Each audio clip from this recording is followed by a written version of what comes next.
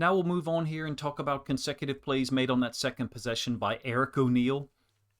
James Madison and Rutgers product from a college standpoint, UDFA that Detroit brought in. He certainly made an impact on this second drive. This is a 2nd and 3, and Detroit, once again, under Shepard, they provided a multitude of looks here. They've walked up Devin White as an edge defender off the left-hand side of the defense, and they've left Nowaski once again as the only remaining inside linebacker. However, Rakestraw, this is before he got hurt, obviously, has walked up into the box to add on potentially in the run fit. Like I said, it's a 2nd and 3. The Bengals under center offense, they've talked about it a lot in the offseason and training camp about, trying to be a little bit more balanced from a run-pass standpoint, and they can commit to this all they want. This is not what some of their best receivers are designed to do. You can see that they don't ask Jamar Chase or T. Higgins to do this, and what I mean is these insert blocks where they're base blocking on an edge defender, in this case Devin White, and then asking the receiver to insert inside of that C-gap. Same thing happening over here, by the way, and go and block a second-level defender. Normally, it's a safety. But as far as O'Neill goes, he's stunting down, pinching to the inside, and he'll disrupt the run concept such that Nowaski is kept clean. Nowaski can just fold over the top here, stay square, meet the running back in the hole. I should say that it's O'Neill and Wingo who are both stunting or pinching to the inside gap, and that's what allows Nowaski to be so clean when he folds over the top.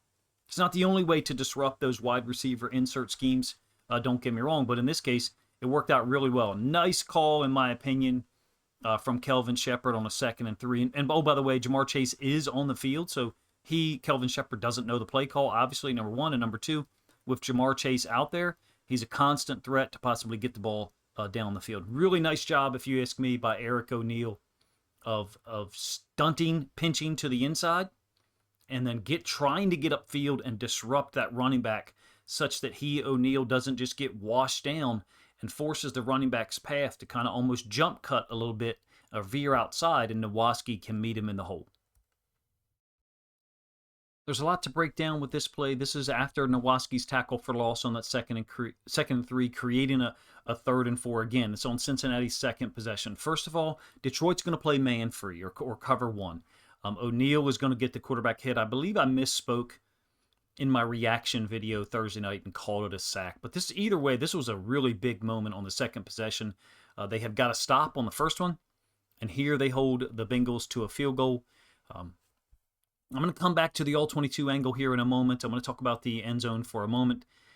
Devin White is the will linebacker. I did 2 videos on him when the signing was announced. The will linebacker is something you will hear me refer to consistently. If you're not aware, the ball spends a ton of time on one or the other hashes, creating a wide side of the field, which is to our right here, and then the boundary or the short side of the field, which is to our left. That's where you'll find the will linebacker. If Devin White is on the field with Jack Campbell, of course, Jack Campbell would be set to the field, the Mike. Devin White would be set to the boundary, the will. But in any case, it's man-free. O'Neill gets the win, getting upfield, while Hassanin is more of a bull rush here off this left-hand side. Now, Brown is in this stance that he's patented. He's not the only guy who tries to use it.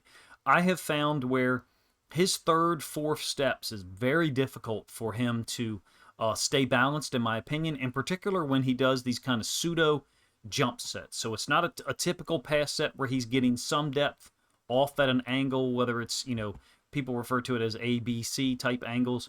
This is more kind of jumpy, if you will, flattening out. And you can see, first of all, really grabby, number one. Number two, his 4th step, by the time he's going to take his 4th step, his feet are almost touching. And because of the quickness of O'Neill, number one, and his contact balance, you can see O'Neill does take a shot.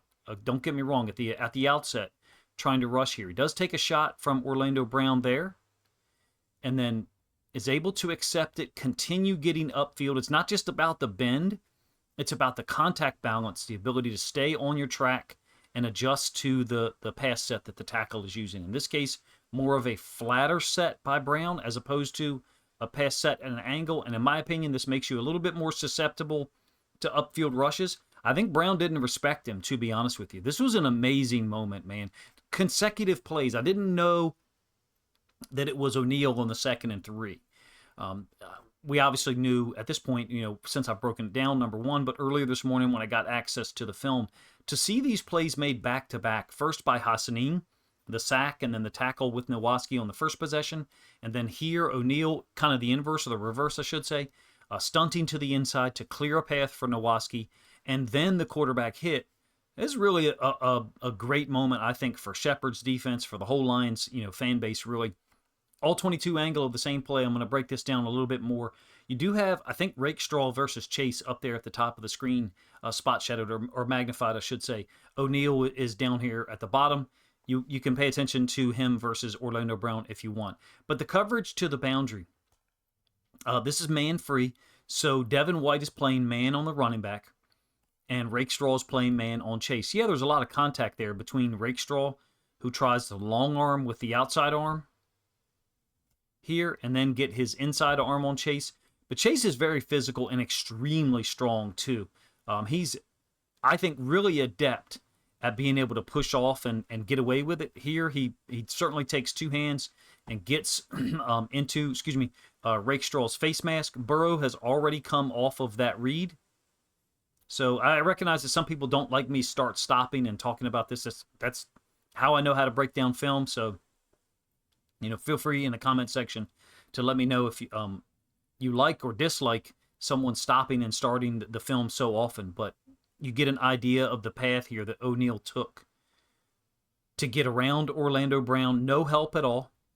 I thought Brown, like I said, didn't necessarily respect O'Neal with this rep, but O'Neal played well the rest of the game in addition. He didn't get matched up with Brown, in particular, in the second quarter and beyond.